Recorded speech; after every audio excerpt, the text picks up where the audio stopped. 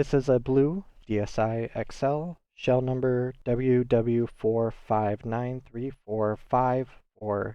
I'm just going to quickly go over why I gave it the assessment score I did. So for the physical condition of the shell, I gave it a 2 out of 3. Now, you're going to look, it's going to be quite a bit on this glossy screen, or this glossy top shell. This is basically where the brunt of all of the cosmetic damage of this console is. A lot of surface hair scratches, and there's some pretty good deep cuts right here.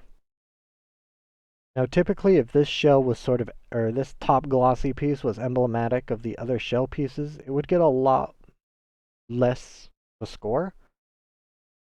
Also a little scratch there. Thing about it is this shell is in otherwise great shape. The mark right there. But as I sort of go around the edges, there are going to be little marks.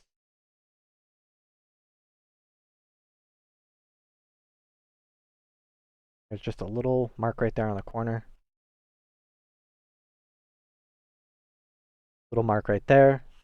The remaining pieces of this shell are in very good shape. I struggle to find imperfections here on this back piece, the exception of course the barcode's missing, but. And as we open up to the face, very good shape. There are some marks right there, but I really have to squint and look for these marks.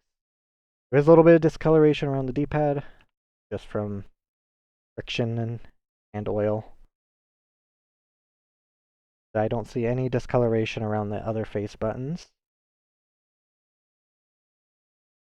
I didn't clip that in all the way. Just push that down a little and we're good. Yeah, the shell is in great shape otherwise, especially the two pieces that you're going to be looking at.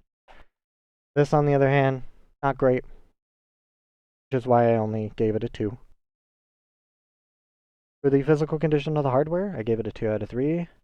All the buttons look good. For this R button, has a little bit of damage right there in the corner. For the physical condition of the screens, I gave a 2 out of 3. So any speckles you see are just because I'm in a dusty environment.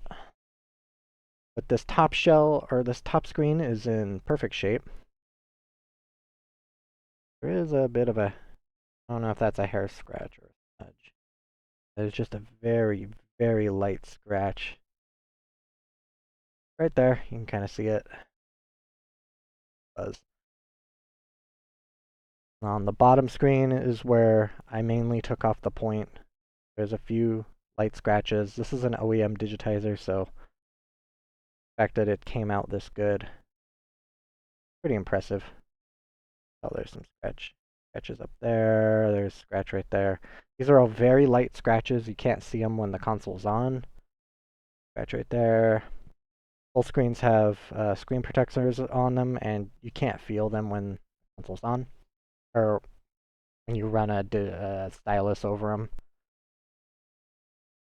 And then for the screen condition, I gave a 2 out of 3, mainly because the bottom screen will be just a touch, I don't know what you would call it, lightly yellower. They aren't yellowed by the normal conventions of damage. But as you can tell right here, there is just a very slight temperature difference, or just a color difference, I should say. Now, this is purely subjective and really up to you whether how much you tolerate. But with displays matching this closely, even if they are slightly different, once you start playing a game, you won't see them. But it is purely up to you if you would tolerate this type of difference. But since I did get them very close, there's nothing egregious. They're not wildly different.